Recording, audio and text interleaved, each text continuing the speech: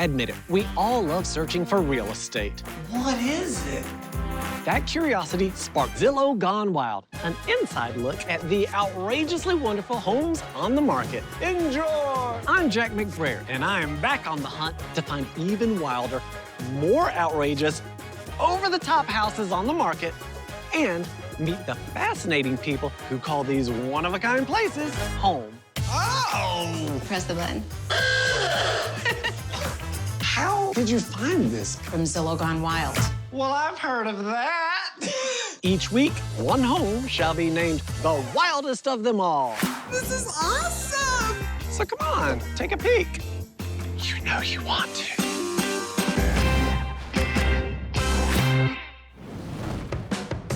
I find myself in Rochester, Minnesota, in a neighborhood called Pill Hill, a nod to the renowned medical center here, the Mayo Clinic. This area boasts grand old craftsman and colonial revival homes, but there's a house for sale I heard really rocks. I don't know if this is real or not.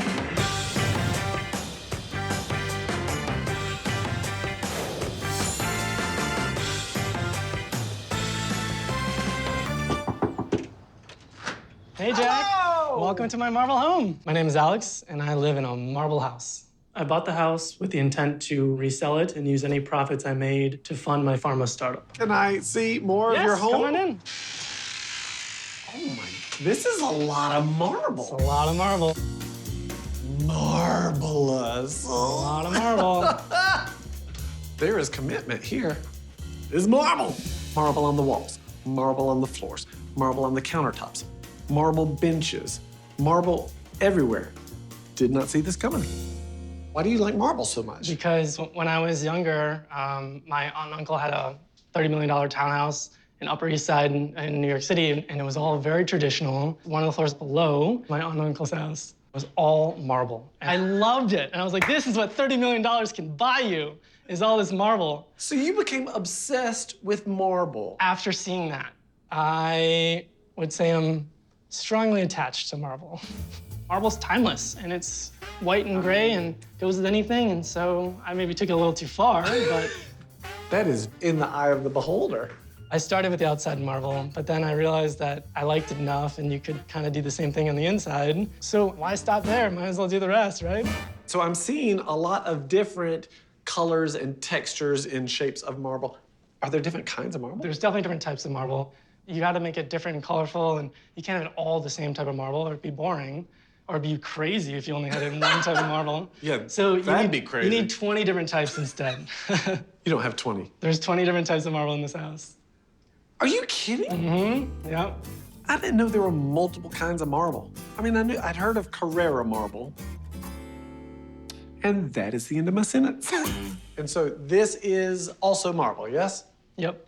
So there's one type on the wall and there's one type on the floor. And there's only 2 in this whole space. So we have 18 more left to go. So brace yourself. We're just getting started. How long is this day gonna be? I see more marble in your kitchen.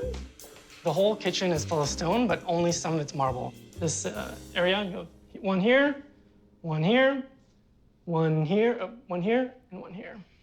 So all this is actually quartz, and these are solid slabs of quartz that weigh a lot. And all the countertops are quartz too, because apparently marble stains on countertops. So you need quartz for countertops, but everything else you need marble. Where does one get a giant slab of quartz or marble? Good question. So marble comes from a quarry, usually in Italy or Turkey or in the Mediterranean, and then they import it over, and then I buy out the entire department stores out of the marble and get a bulk discount. But when you do so, you go through 1, maybe 2 suspensions in your car, and it takes a lot of This house abuse. broke your car. It broke my car. He said it took multiple trips to large hardware stores. I wonder if people got suspicious. Like, bro, what's he doing? Who's he burying? What bank is he building? Right? Going here, Over yes. here and to the left, and you'll enter the primary bedroom where all the magic happens. All right.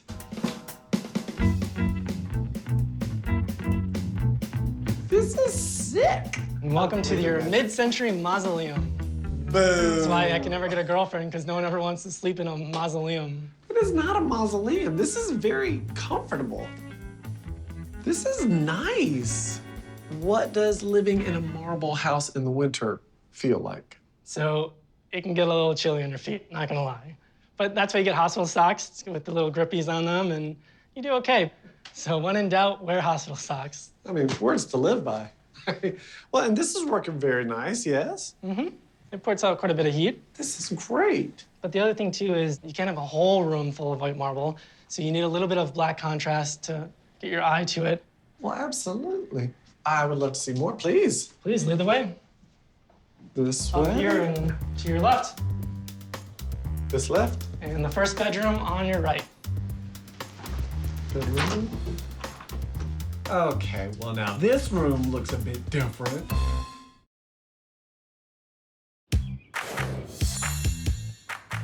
There's less marble. Last marble. Did you run out of money? Maybe, it's possible. The real answer is when you marble everything, you get something called the law of diminishing returns. And so you need a little bit of areas that don't have so much marble, so then you appreciate the marble everywhere else. And also, I got a little lazy marbling everything. And this is the last room, I'm like, enough marble. Well, now why are you selling? The reason why I started this whole process in the first place is because when we go to sell it, the proceeds from this house, every dollar we make from it will go straight into my startup that provides access to care to anyone who needs anorexia treatment. I think that is a phenomenal mission. I think it is wonderful that he wants to help this disorder. That's very admirable. We end as we began. Alex, this has been an absolute Thank you so much for visiting. You have a stunning, very special house, and I just love why you decided to do it and what you plan on doing further with your mission. Thank you so much. All right, take care. Take care. Is marble madness utterly wild? Using a classic material in an over-the-top way has transformed this traditional house into something iconic and memorable. The commitment to marble on almost every surface, both inside and out, is rock solid. What's crazy is there's not one, not two, but 20 different kinds of marble up in this place. Just 20 minutes north of San Antonio is the town of Bulverde, nicknamed the front porch of Texas Hill Country. And I'm here to see a geometric home for sale that's said to be unlike anything else you'll find around here or anywhere nearby.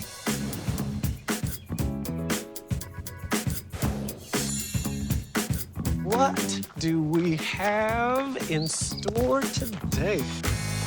I see 3 domes. Let's see what this is all about.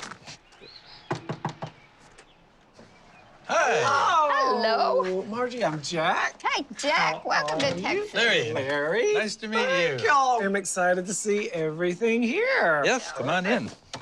I'm Margie, I'm Larry. and we live in a triple dome home. Oh, whoa. It's so tall. It's a waterfall for 20 feet. This is clearly just stunning from top to bottom. How did this all come about? Did y'all buy this? Did you build this? Tell me everything. We built built it. it. We had a dome in California, and that dome was a single dome, but it had 4 stories inside of it. It was huge. Wow. When we moved here to Texas, we decided that we wanted to have another dome home. Domes just kind of appealed to us. They are unique, so we like the idea of the openness you can have in it. Everything you see, we built. did. I even did the electrical. Are you serious? How long did this take you? 5 years. 5 years. If we're counting. I thought I saw from the outside more than 1 dome. Yes, we have 3 domes here. Okay. And there were some requirements that the boss wanted to have. I've never had a garage for my car because no matter where we live, the garage turned into his cabinet shop. All right, Larry. In the planning stages, we were trying to figure out, well, where are we going to put our bedroom and the kitchen and all that stuff, you know? that and goes in a house. just 1 dome. Right. And so we needed 3 domes. Clearly, if y'all put so much time and love into this place, why the move? Well, there's only 2 of us. The grandkids are gone, the kids are gone. And so it's time for us to downsize. Let's go upstairs. All right. Oh, man. Oh, this is like a wooden spaceship. This is fantastic. This is the first of the 3 domes. This is like a concert hall or something. This is huge. How do you change the batteries in that smoke detector? Takes 3 sets of scaffolding and 1 6-foot ladder to change the battery in that. Okay, now walk me through the math of this. I see a lot of geometric shapes. How do you do this? How did you know how to do this? Well, the geodesic dome is made out of a series of hexagons and pentagons. So what that means is if you were to take a basketball and you cut it in half, Which I often do, Larry. It's 2 half domes, you see? But if you were to take the basketball and cut it at 2/3, or 3/8, I should say, then you have a 3/8 dome and a 5/8 dome.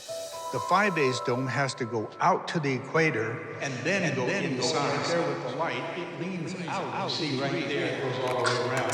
That's the middle of the basketball. It does require a lot of math and science just to keep up on the tour. You have a passion for woodworking, I clearly. love it. One of the greatest things about being a builder is at the end of the day, you can stand back and you say, I built that. What's behind dome number 2? Is this a bedroom or a planetarium?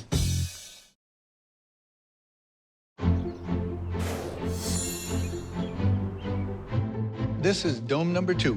This is huge. This entire dome is dedicated to the bedroom. This room is basically 900 square feet. And so your average 900 square foot bedroom. Huge. That's Right. So huge. I don't like clutter. If you got big rooms, you can spread it out. It doesn't look cluttered. how about if we go over to dome number 3? Dome number 3. We have a bedroom, a living room, and then a kitchen here. We use this if we have relatives who come and they want to stay for a week or so. Yeah. Because it has private access. Once we close the door, they have privacy and we have privacy. So it's really kind of nice. This is gorgeous. I'm sure the dome shape affects acoustics. In here, you can stand on one side of the dome and talk. And it sounds like you're on the other side because the sound goes right over the top of the dome. It's amazing. And Margie, thank you so much for the wonderful tour. Larry, You're very welcome. This is an absolute delight. I hope your open house goes wonderfully. Let me show you the way out. This way. What does the Wild Dial think of Dome Sweet Dome? With wooden domes and cabinets, originality shines thanks to Larry's woodworking wizardry. 5 years to build a home full of perfectly geometric shapes. That's commitment. As if one geodesic dome wasn't enough, this home has 3.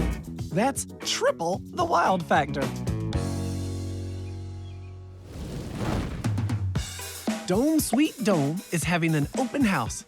Will someone make this dome home their own? Every single room in this home has their own entry and exit doors. Oh, so it's private. It's private. I'm Jerry, and I am the listing agent for this home. What is the utility cost for something like this? We're looking at about $400 a month. And if you keep it cooler, obviously, it's going to get a little bit higher. So with the windows, there's not any kind of shades, but what about the afternoon sun? The afternoon sun does not hit that direct big window. A lot of natural light. Very, very bright. We'll find out if this domicile found its new owner a little later. I'm heading into the mineral-rich Bradshaw Mountains, 90 minutes north of Phoenix. And I'm not just going to another home. This time, it's an entire town, recently bought by friends with big dreams.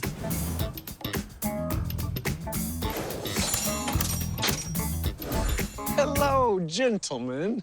How are y'all? I'm so Doing happy to amazing. meet y'all. Joe. Jack. Jason. Jack, a pleasure. I'm Joe, I'm Jason. and we bought a ghost town. Where are we? Well, this is Cleaner, Arizona. I mean, the coolest ghost town in America. But it was a mining town. Y'all own this place? Yes, we purchased the town. Is that legal? It is now. What happens when somebody buys a town that you live in? Are there rules about that? Are there laws? Should we start some? I'm mad with power. How did this come about? Did you know that this is what you wanted to do? In the middle of the pandemic, this guy sends me a news story about this town's for sale, and he's like, want to buy a ghost town, ha. Why would you say yes? Well, so I have this association with like artists and creativity and connection, right?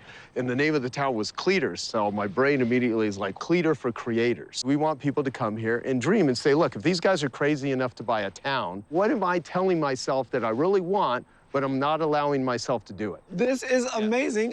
Let's get started. Start with the fence? Do I have to hop over it?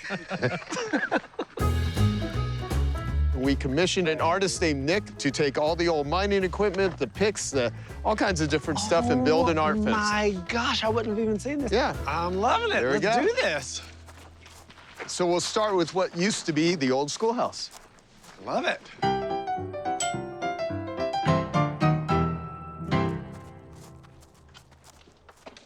Oh, man. Oh, man. So this was a schoolhouse? Yes. And it was like a community center, too. They would use this schoolhouse for a lot of stuff because it's the biggest structure here in the town.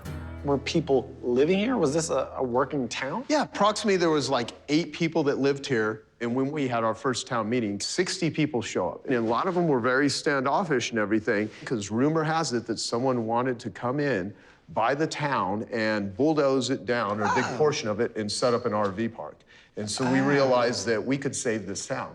Oh. And so we just bonded with them and said, look, we're not here to do anything but expand this town, not take anything away. I mean, a lot of wonderful work has been done here. Yeah. This place was completely trashed, rat-infested. It had been neglected for decades.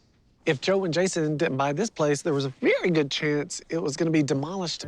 That says a lot about them. They have chosen to take this deserted place and bring new life into it. What we got here? So right here is the James P. Cleator General Store, which was built in the 1800s, and then the bar was added onto it later. The store was first opened in 1906, and we closed it just to restore it, but it's reopening again. A hopeful future for Cleator.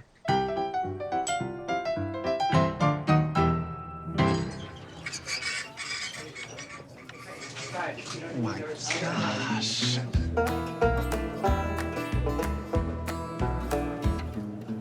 How are y'all? Good, how are you today? I'm really good. How busy does a place like this get? Some days it'll be a random flow. Some days you can come here and you can't even get a seat and it's packed. With the town came the Cleator Bar, and we lease out the business to a third party who also puts on events. The most people that have been here, I've heard in one time, 1,000 people is what I was told was the Probably. I most. mean, yes, probably. That's irresponsible. That's irresponsible at this point. Let's Yes. see the yacht club. Thank you, gentlemen. Yacht Yes, Club. definitely.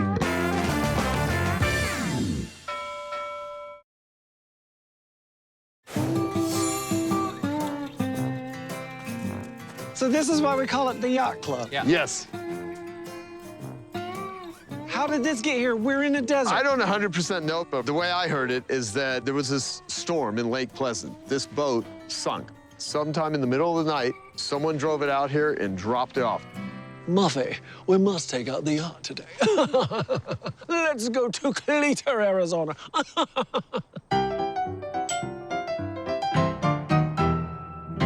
Where are we now? What is all this? This is called Skid Row because these structures were on skids, and then they were placed here. And we have an artist that lives and works here, a guy named Ray Villafane. How you doing, Jack? Hi, Ray. How are you? All right. Pleasure. Yes, Pleasure sir. meeting you. So this is your studio, yes? Yes, this is my workshop. We got a little cabin and a little workshop side by side. What is your art? What do you do? I do a little bit of everything. Mostly natural ingredients, sticks, stones, pumpkins. I was a commercial sculptor for years. Yeah? So then what brings you all the way out here to Cleator? I've been making stuff with natural ingredients that I collect up in the mountain up here. I was like, wouldn't that be nice having a little workshop down here and collect? And somehow the You made it universe, happen. yeah. This is wild. It was serendipitous. Yeah. Cleator, Arizona. It's got a little bit for everybody. You like to drink? Cleator. You like to dry yacht? Cleator. Nothing sweeter than Cleator. Thank you, gentlemen. Wish you the best of luck in bringing people in to enjoy this as well. Thanks for visiting Cleator. Thanks. What does the Wild Dial, or should I say a Cleater Meter, have to say about Ghost Town Revival? A ghost town with a unique local community and big dreams of becoming a creative hub is truly original. Restoring buildings and repurposing old mining gear shows deep respect for the town's history. A yacht anchored miles away from the nearest body of water doesn't make much sense, but somehow, in this town, it works. We're about to find out who snagged this group's wildest plaque. But first, let's have an update on our sellers. No offers yet for Marble Madness and Dome Sweet Dome, but open houses continue and hopes are it won't be long before the right buyer comes a-knocking. And now, it is time to announce which one is the wildest of the bunch. Is a win for Marble Madness set in stone? Can Dome Sweet Dome dominate the competition?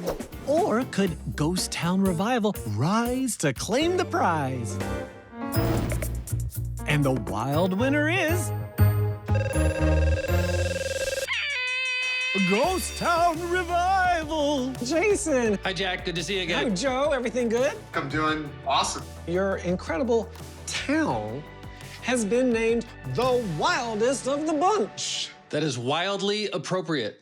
A 160-year-old ghost town being revitalized into a creative hub with all its quirky characters still intact brings wild to life. So be on the lookout for your plaque. Our work is complete. More wild is on the way. So, Jack, a lot of people think this is a church because of all the stained glass. Stained glass everywhere. I can't help but notice the race car in your living room. I love it. You want something for the kitchen, dear? Yes, hold on.